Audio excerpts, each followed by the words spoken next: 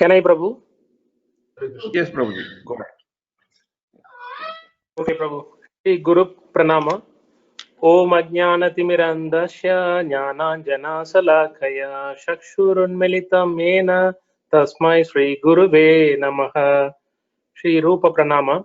Shri Chaitanya Manobhistam Stapitam Yena Bhutale Swayam Rupa Kada Mahyam Dadati Swapadantiham. Mangalacharna. Vandeham Sri Guru Sri Yuta Patakamalam Sri Gurun Vaishnavamscha Sri Rupam Sagrajatam Sagagana Raghunadam Tam Sajivam Sadvaitam Savadutam Parignana Sagitam Krishna Chaitanya Devam Sri Radha Krishna Padan Sagagana Lalita Sri Visakhan Vidamsha. Shri Krishna Pram. He Krishna Karuna Sindhu Dina Bandho Jagatpade Gopesha Gopika Kanta Radha Kanta Namastude. Shri Radha Pranama. Tapta Kanchana Gaurangi Radhe Vrindavaneshwari Vrishabhanusute Devi Pranamami Hari Priye Vancha Kalpatarubhyasha Kripa Sindhubhya Evacha Patitanam Pavanebhyo Vaishnavebhyo Namo Namah. Srila Prabhupada Pranati. Namo Om Vishnupadaya Krishna Prasthaya Bhutale Srimade Bhakti Vedanta Swami Nidhi Namine Namaste Saraswati Deve Gauravani Pracharine Nirvishesha Sunyavadi Pashatya Dashadarine. Panchatattva Mahamantra. Jai Shri Krishna Chaitanya Prabhu Nityananda Shri Advaita Gadadhara Shivashadi Gaura Bhakta Vrinda. Hare Krishna Mahamantra. Hare Krishna Krishna Krishna Hare Hare Hare Rama Rama Rama Hare Hare Hare Nama Hare Nama Eva Kevalam Kalo Nasti Eva Nasti Eva Gatiranyata. Hare Krishna, Krishna Krishna, Hare Hare, Hare Ram, Ram Ram, Hare Hare. We are almost coming in. In our combined study of the chapter 9 of Bhagavad Gita, which is considered as the most confidential knowledge. We have covered quite a lot of topics in that. Devotees who are eligible to receive the knowledge and how to perform the devotional service, and so many other topics that we have done. And a few weeks back, we also had a very clinical and a clear impressions of what is Anya Devata worship, demigod worship. And here today, we'll get to know what are the benefits of worshipping Krishna exclusively, and then different kinds of things that are acceptable to Lord as offering, and right mood of the devotees while offering the results, actions, or things. So these are the three things we are covering, and the one shloka that we are covering today is one of the most often quoted shlokas, probably. It is quoted in many forums, many lectures, many classes. So most of us would have already seen this shloka, and is also one of the favorite shlokas of children who chant this shloka. So any volunteers for this? Yeah, Hare Krishna Prabhuji. Yeah. Patram pushpam phalam toyam yomi bhaktya prayasyati tad aham bhaktya paritam asnami priyatatmanaha. Translation by His Divine Grace A.C. Bhaktivedanta Srila Prabhupada. Jai Srila Prabhupada. If one offers me with love and devotion a leaf, a flower, a fruit or water, I will accept it. Hare Krishna. You want to say something, Prabhu, on this? Yeah, Prabhuji, it's wonderful shloka and very famous. I think most of us know it. So here, it's Krishna is telling that it's not required 56 Chappan Bhoga for me. You know, what matters is how much of devotion and love is there in that. That's what matters most. So it is very learning for us. You know, sometimes we run behind offering many things to Krishna, but we forget about, many cases we forget about the real things which Krishna really like. You know, so Chappan Bhoga is fine. As long as we can have the other elements, then only Chappan Bhoga have a meaning, good meaning. If we have the devotion and love, with love we can offer 56 items, then only Krishna feel happy, you know. So I think sometimes we miss that point. So it's very nice to note that. Yeah, thank you, Prabhuji. Hare Krishna. Thanks a lot, Prabhu. Very simple and very good explanation. So now we will read some of the important points of the shloka. So we'll just volunteer ourselves. We will basically see who is going to read. I'm going to share my screen. Today in the children class, I tried to use this. I'm trying to learning to use this. So this is the read. So Kavita's family is the lucky family to come forward. So I request them to come forward, be ready to help us through this thing. Hare Krishna, Prabhu. Hare Krishna. Bhakti is easy and universal. Only qualification required is to be sincere, non-envious of Krishna. No other qualification required, can be attempted by poorest of the poor, no matter where one is or what one is. B. Compared to other processes, simplest process and highest perfectional stage offered. Krishna wants only loving service and nothing more, irrespective of quantity or type of object. Even a little or leaf fruit from a pure devotee will do. But no other offering is accepted, however big may be, from a non-devotee, because the Lord is self-sufficient and not in need of anything. Hare Krishna. Thank you, Mataji. Mataji, can you chant the shloka and also explain something about what you have read so far? Yeah. Patram pushpam phalam toyam yo me bhaktya prayachati tadaham bhaktya upahritam asnami prayatatmanah. Now here the points that I understood is that but no offering is accepted, however big may be, from a non-devotees.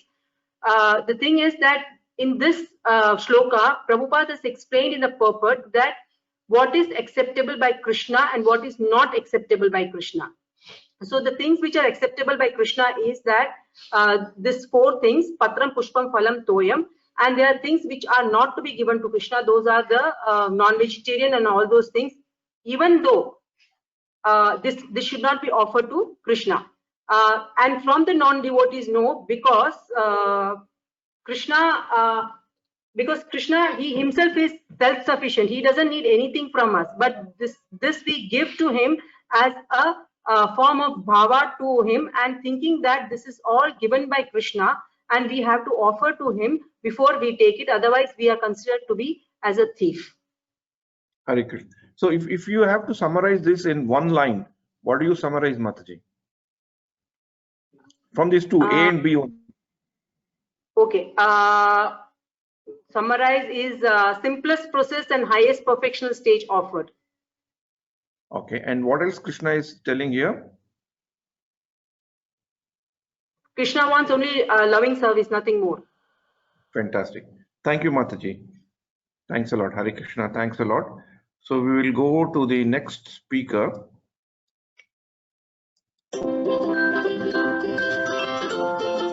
Okay, Gopal Halder. Okay, Prabhu, shall we do for some other, because you're already done? Is it okay? Yeah.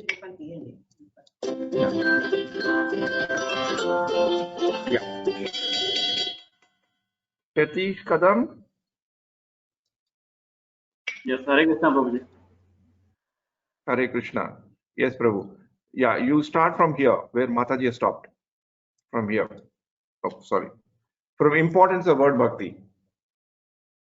Okay, Prabhuji, Hare Krishna.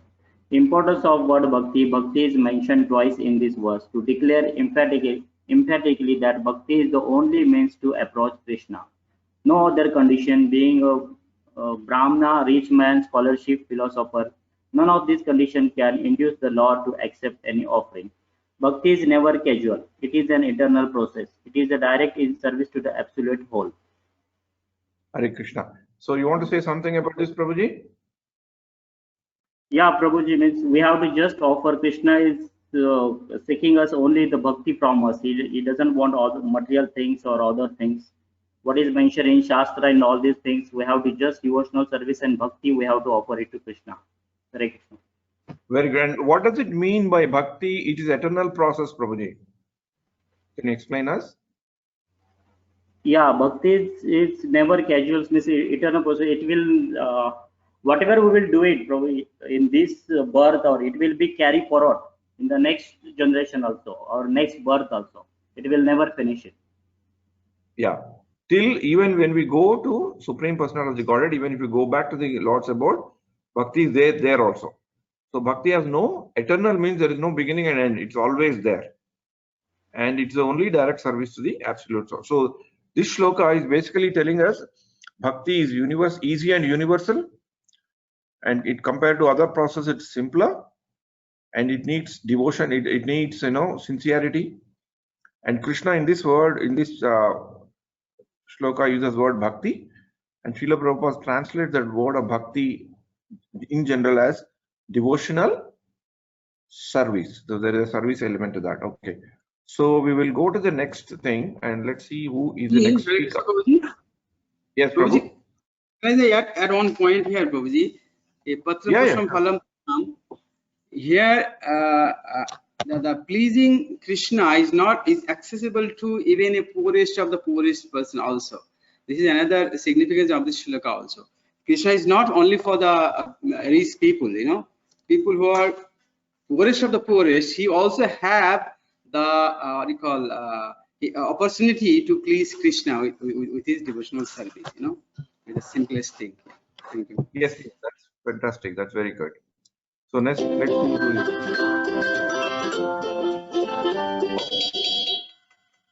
Diya's family. Was Prabhu?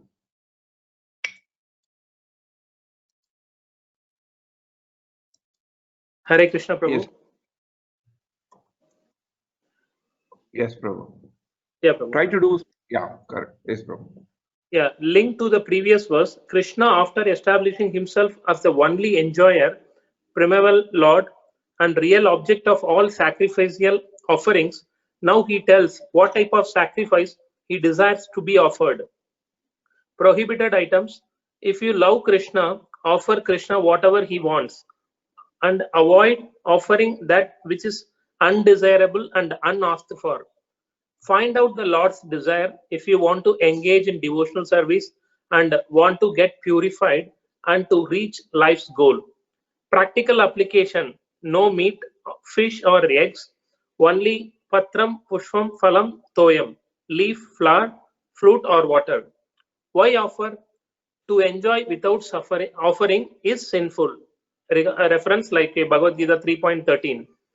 Attitudes in offering: most important element in preparation, serving and offering is love. Hare Krishna. Prabhu, you chant this shloka, tell the meaning and tell briefly about what you have learned in C, D, E, F. Yes, sure, Prabhu. Shloka.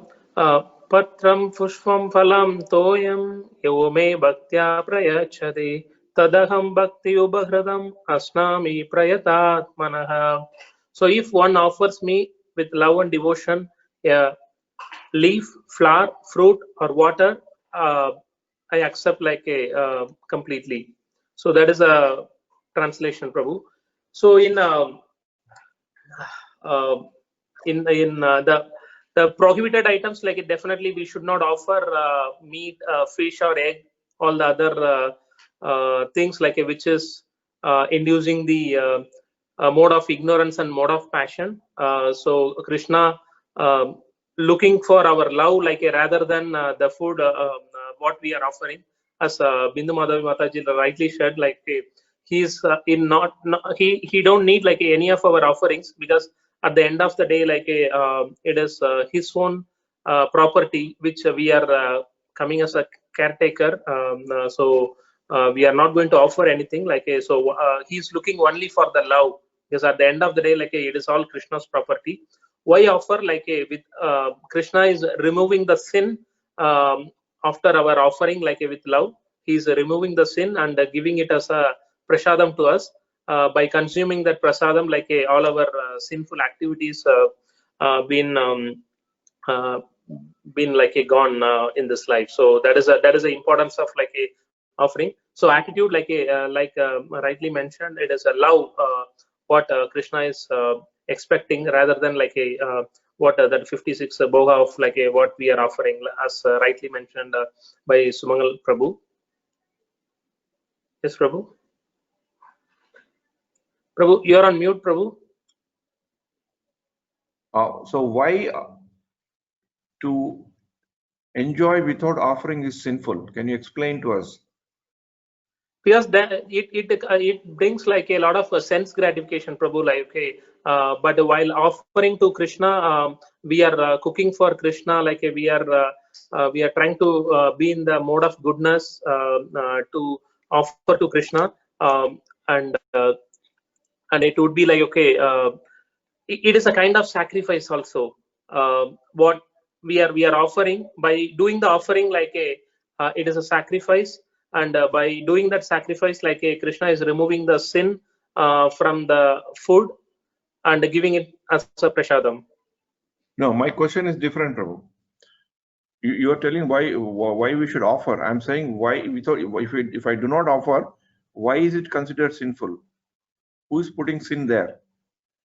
Because all the elements in this yuga, like every item has a contamination, Prabhu. Like, okay, so only thing which is not contaminated is like a Krishna's name. So we are taking that whatever food, whatever items or like objects, and we are offering to Krishna. Like by offering to Krishna, the sins are being removed. The contaminated things are being removed. No, but again, my question is why it is sinful? You are saying sinful. Prabhuji, I think, yeah, can I answer?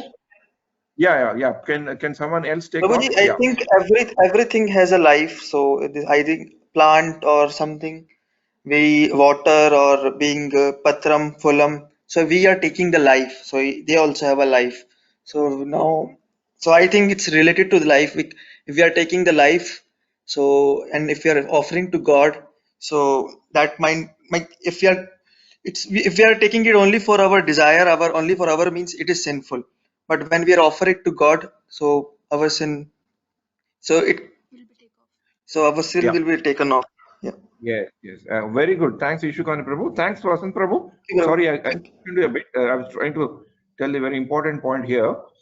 One of the most peculiar things, or one of the difficult things in this world, if we observe introspectively and critically, is that we can never get any happiness without causing distress to others. Jivo jivasya jivanam. One man's food is other man's life, and other man's life is other man's food. Right? And Krishna has designed this world, which is supposed to be Dukhalayam, is also one of the reasons. First thing is it's temporary. Nothing is permanent. And second thing is we can never do something that makes us happy or others happy without causing some distress to others. So same is the way when we have to survive in this life to eat food. Also, we, like Ishukani Prabhu said, we also cause some suffering to somebody. Not only eating, even if I want to offer a flower to God, which I think is very good because God likes flowers, I'm basically cutting a flower from a plant. What permission I have got to cut a flower from the plant? Did I ask the tree? Did I take her permission? And not only I pluck the flower, I also insert a needle and put a what do you call thread and make a mala and offer it to God, and I think that God is very pleased. God may be pleased, but what about the crying of the mother tree whose offspring have taken it away for my own sake? So in whatever we do, even in the devotional service also, even when we do something, there is some element of somebody is there who is getting into distress. So while offering to Krishna, even flowers or food or whatever it is, what we are saying is, oh Krishna, I am not the owner of anything. You are the owner of everything. For me to survive in this life, I have to eat something. But I cannot eat anything without causing suffering to anybody. Somebody is getting affected somewhere. Positively somebody, negatively somebody, right? So in that, I'm in a helpless situation. and also my senses are always asking me to eat. So that is the reason why Krishna, there is I want to offer this food to you. Please wash away the sins that are associated in making the food, in preparing this food, in my endeavors to get this food, so that if I offer it to you, because you are the ultimate owner, and then I take that as a prasadam, there will not be any sins, because once it is glanced by you, once it is accepted by you, because bhakti is there, we assume that we have bhakti, then because we assume that Krishna has accepted our offering, because he says that he will accept our offering if it is tainted, if it is coated with bhakti, then there is no question of sin, because everything with Krishna is absolute. There's nothing like a sin or a no sin there, and that's a food that we take. And not only offering is in terms of food, offering is in terms of flowers, in terms of water, in terms of anything. So we need to be always conscious in this material world that we always hurt somebody before we please somebody. This is one of the saddest thing in this material world. It's very, very rare for us to isolate one single incident where you have not hurt somebody. Even if you do the best of the things, when somebody is there hurt, even if you do a very good lecture, somebody is hurt because he feels that you have not done well. He feels that he could have done better. He's hurt that because he expected you to do better, but you didn't do better. Somewhere or other you hurt, good or bad. So offering of everything that we ought to do, speaking of food, activity, everything is because we know that we are not the owners, we are not the reason for the activity. We can't own any activity because everything is coming from Krishna. So we give them back to God and then take it. So in that way, it becomes sinless. Sinless is a subjective thing here, but sinless means that it becomes free of bondage that causes. Srila Prabhupada gave the example of like a father who gives some kind of small money to the child to buy something, a chocolate or a peppermint or whatever it is. So child runs to the shop to buy the chocolate, and he comes back, and father gives him some money. He gets, say for example, 3 chocolates. He comes and he says, "Oh father, I am so grateful that you have given me money so I can go and buy chocolate. There is 1 chocolate for you, there is 1 chocolate for mommy, and I am taking 1 chocolate." It makes a lot of difference to the father, right? That the child is remembering that the money has come from him to him. Otherwise, if he had decided not to give, the child wouldn't have got it. So in that gratitude, offering also means that we are developing a sense of gratitude, sense of helplessness, understanding, being conscious about this very miserable condition of this world, that we always keep on hurting somebody, and the temporary nature of the world, and that we don't own anything. Nothing that we eat has come on its own. Everything that is given by God only. The seed, the earth, the water, the vegetation, the sunlight, everything is given by God. So nothing is ours. But still, to eat that it is our food is dangerous, because that shows that we are not understanding the ownership of God. So it becomes like stealing. Offering the food without to the God, we don't have to chant all the mantras. At least consciously we should be aware, so that we don't become thieves in front of God. Because without offering, that means we are basically stealing. We are thinking that it's our food. It is not our food. It's a food that is given to us by God on this day, at this particular moment, that we are able to eat. God could have also made some arrangement that we wouldn't have got any food. There are millions and millions of people in the world, right? They also may not be able to get proper food. So it's a sense of gratitude. So there's a very deep meaning in this. So that's why I'm trying to dwell a bit more on this. If anyone else want to add more on this, are most welcome. Sunil Prabhu, Sant Gopesh Prabhu, anyone? So before I move to the next slide. Prabhuji, Hare Krishna, Yes. Prabhuji. I have a small point to mention if you want. Prabhuji, when you offer bhoga, after offering, the sin goes away. That's one thing. And another thing is, Prabhuji, that the mercy of the Lord is also bestowed in that bhoga. You know, that's why it becomes prasad. So when we take that prasad with that consciousness that this is the mercy of the Lord we are taking in, So that changes our consciousness. It can uplift us in devotionally, and it purifies our body and soul also. So that's another aspect, I think. Yes, Prabhu, that's a very valid point that you have told. So we'll go to the next slide, and then we will. Oh, demons are family.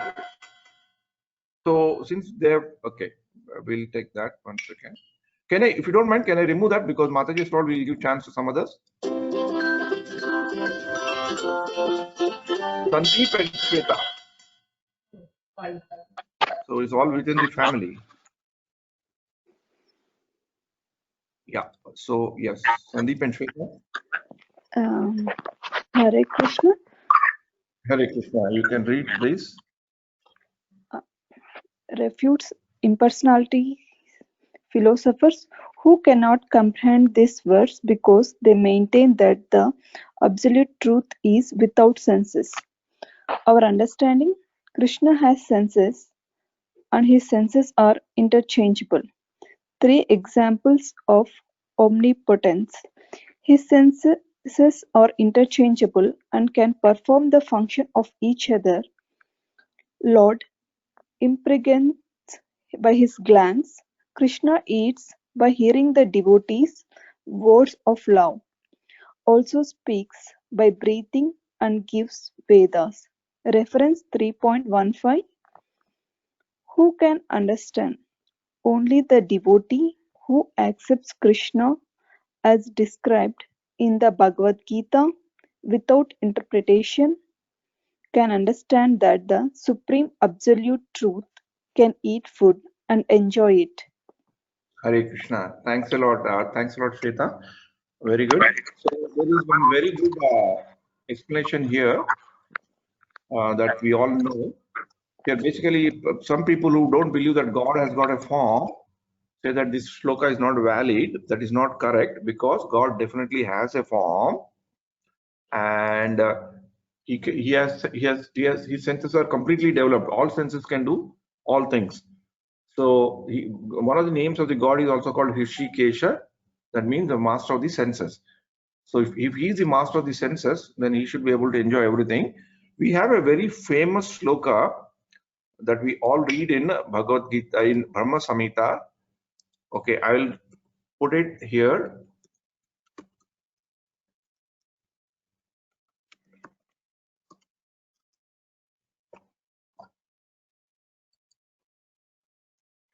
This is a very, very famous shloka. So I wanted a couple of people to read this. This is coming in, okay, 5:32, right? Sorry about that. 1 second. I should have been prepared, but as usual, I'm not prepared properly.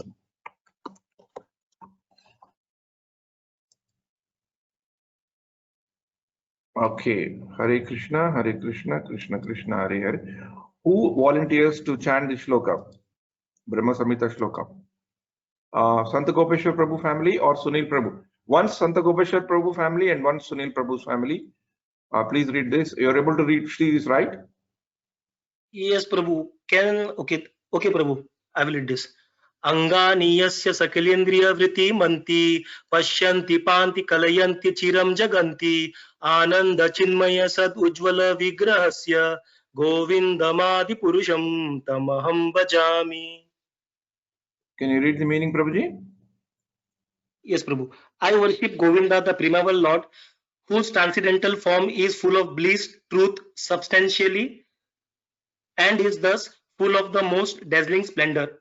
Each of the limbs of the transcendental figure possess in himself the full-fledged function of all the organs, and eternally sees, maintains, and manifests the infinite universes, both spiritual and mundane.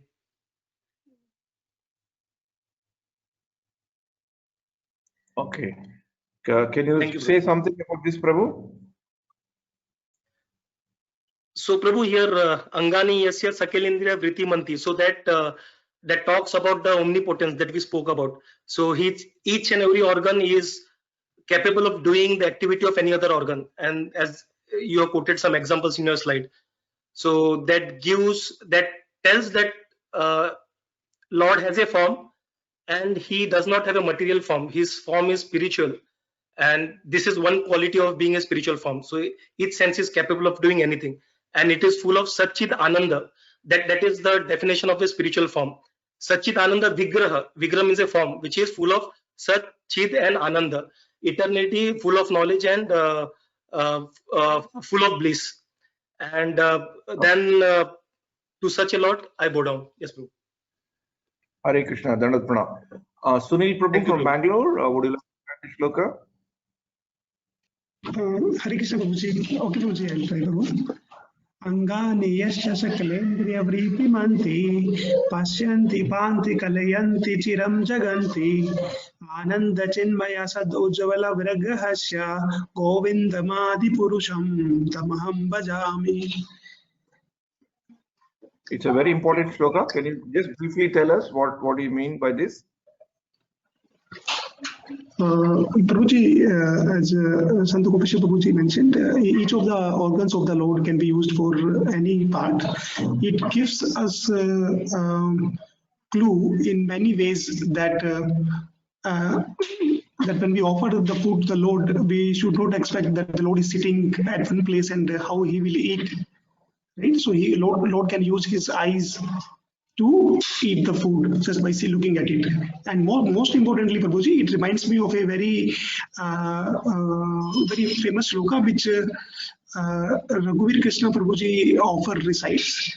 It is from Padma Puran Prabhuji, where he says, he takes the example of fish, okay, and tortoise, who they just meditate, right, from being outside the water on the baby who's going to take birth from the egg. And just by meditating, if a tortoise can take the baby out, then what to speak about the glories of the Lord, right? If the creatures who are being created by the Lord are given such qualities, then he is full of all the six opulences. So there is no end to the qualities that he possesses. Hare Krishna. Very good. So I'll read the shloka once, and then I'll ask Bhaktimati Mataji, Lalita Bhaktimati Mataji, to come forward to brief on this shloka, what all the points that we have discussed today, in quickly. I hope Mataji is there. Angani yasya sakalya vittimanti pashyanti panti kalayanti chiram jaganti ananda chinmaya sadujjvala vigrahasya govindamadi purusham tamaham bhajami. So Hare Krishna. So I request Lalita Bhaktimati Mataji to brief us on what we have learned on this very important shloka of Bhagavad Gita 9:26. Before going there, there's one quick question from Madhu Prabhu. Madhu Prabhu is very good. He always asks some very nice questions.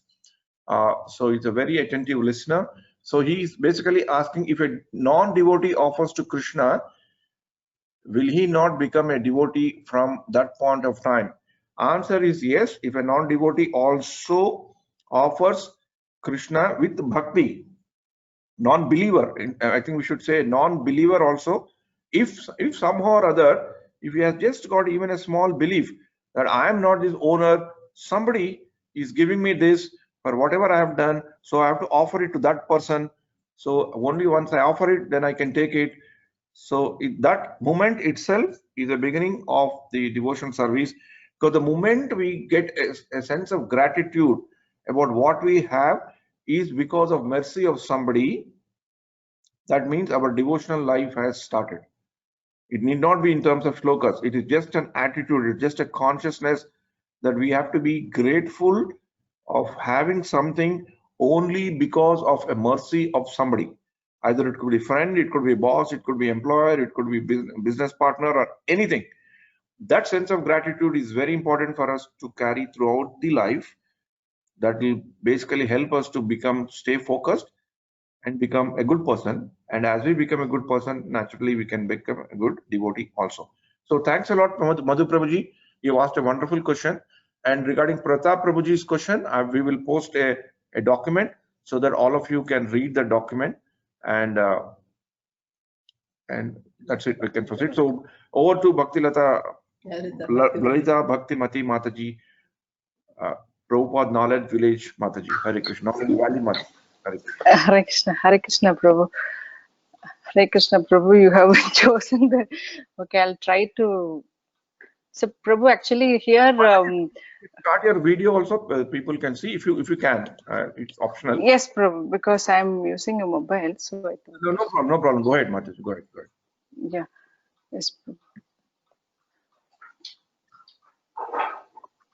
Yeah, yes, Prabhu, as mentioned by Krishna in this shloka, Patram Pushpam Phalam Toyam Yome Bhaktya Prayachati Tadaham Bhaktupahradam Asnami Prayatat Manaha. So Krishna, the main the thing is to render service, loving service to Krishna. So that is the essence of devotion, that practice. But here Krishna has very simply, in a simplified manner, he has given us an example, like to offer him a leaf or flower or fruit or water, little water, but with true love and affection. So that is the like very important thing. It is not such a big deal to do, but Krishna is expecting us to do with pure love. That is what he is expecting, and that one I understood, Prabhu. And the next thing is yes,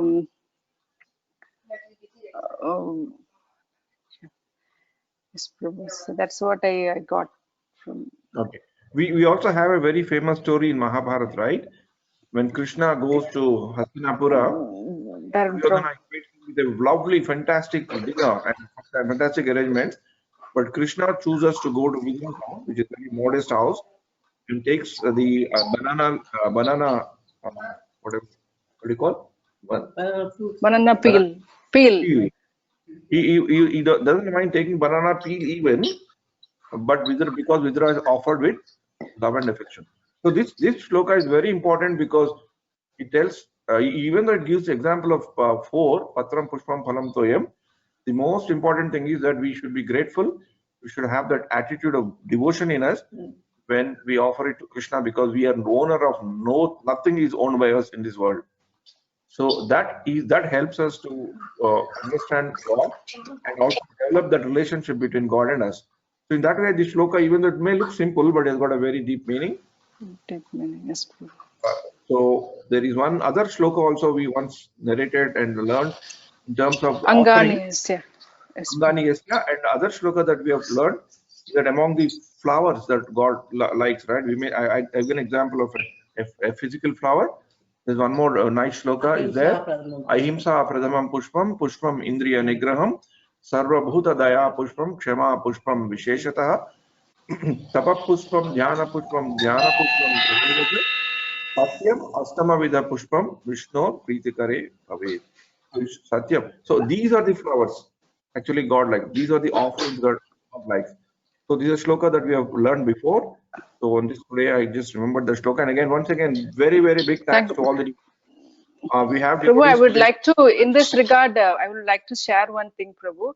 Just one time during our session, she was newly married couple, like one Mataji came to our class. That time she just told us something that is related to this. That is like when the other people, they ask us why at this young age you go and do devotional service. Okay, you still have time. At 50 or 60, you can go practice devotion. So at that time, her grandmom has given example. So we offer the Lord only the fresh flowers. That is, so at the young age itself, we have to do devotion and we have to practice devotion. So example of the flower, when I remembered that, that it came to mind. Very, very good example. And Bindu Mata Mataji asked to put the reference shloka, such that Pushpa shloka. I'll definitely put it. We had counted before, but I'll definitely put it again. And once again, very, very big thanks. Thanks to the devotees coming all the way from Calgary to here to see Sri Ranjini Mataji speaking. I hope they're very satisfied. And then we request them to join us every week like this in our interactive Each One Teach One study program.